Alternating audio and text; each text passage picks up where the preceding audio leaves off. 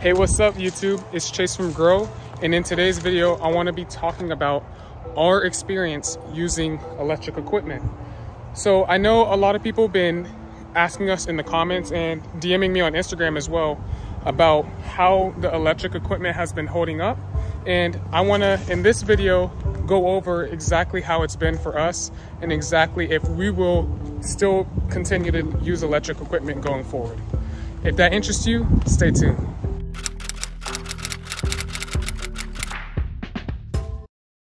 Okay, so to fill anybody in, at the beginning of this year, we decided to try to use electric equipment. So instead of using gas, weed whackers and edgers, hedge trimmers, and pole saws, we switched all of it to electric combi systems, specifically the Ryobi system.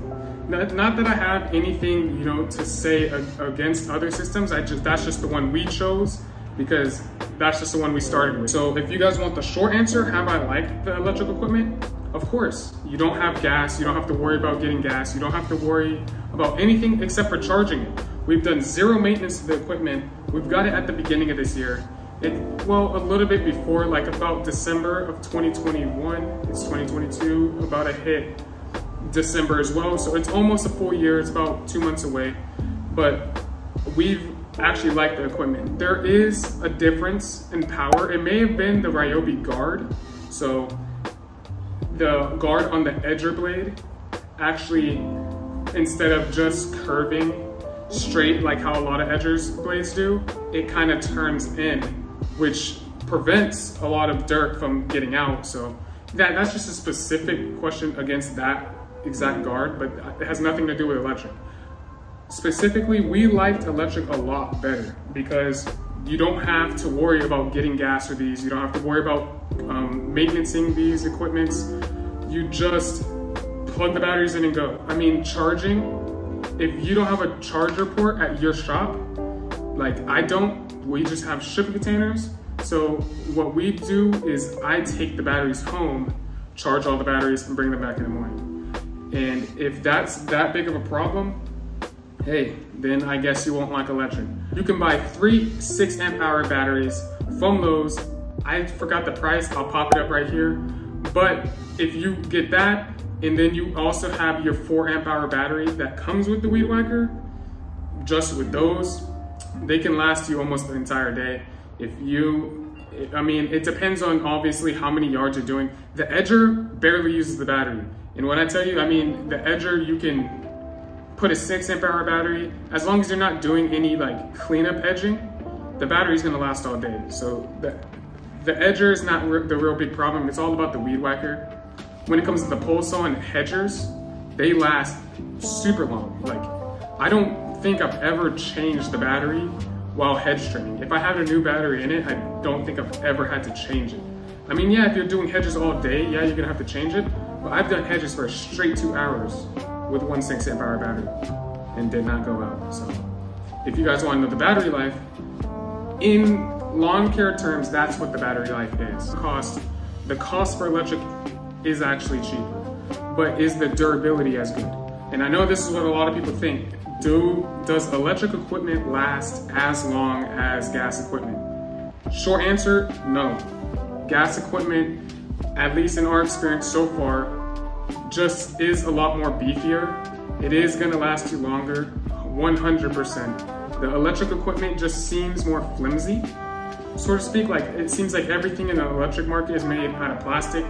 Maybe that's due to the fact that they don't really make a lot of commercial grade electric equipment, but that's what we've seen. A lot of it just seems flimsy and like it can break a lot quicker than gas equipment. Okay, in rain, does the equipment break down in the rain? In our experience, it has not. So you can use the equipment in the rain. When it gets super wet, after it gets super wet, like if it's pouring, and I mean Florida pouring, because that's how it gets in Florida. If you guys don't know, we live in Florida. Yes, the equipment, it would be better to, bag it and not really use it when it's pouring too bad. But that goes for, the gas equipment as well. If you leave it too long in the water, what it will do is the battery will start to shut off every time you use it. And really, if you just take out the battery and let it dry out, which this has happened to us, you just 30 minutes later, you use it, good as new. The one thing that we haven't experienced yet, but we don't really experience it, we're in Florida. I know a lot of people put their equipment in storage, cold storage, over the entire winter.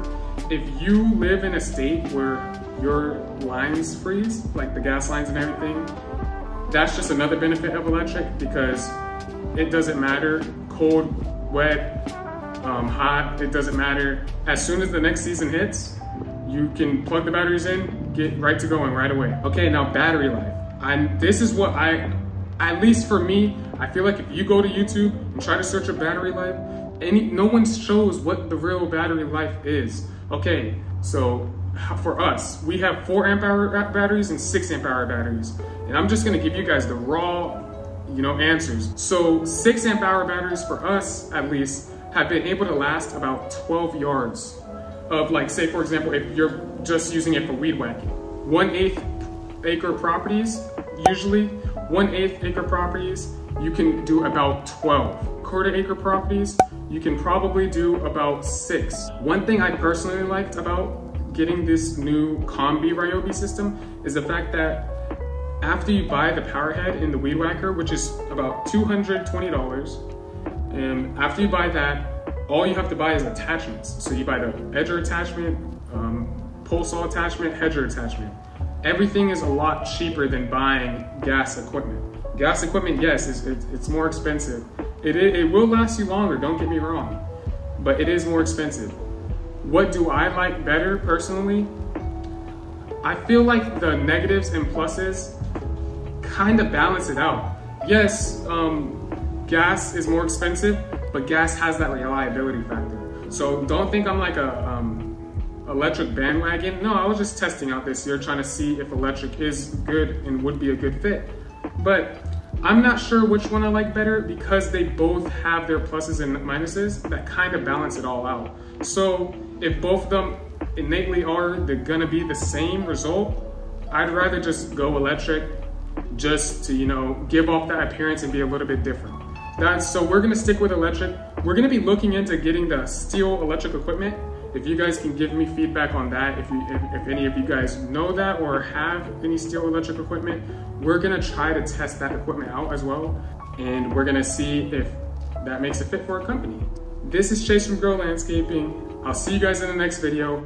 I'm gonna be posting an update on the John Deere W36M series mower to give you guys a 600-hour update of us using this mower for this long and showing you guys how we like it. Okay, see you guys in the next one. Peace.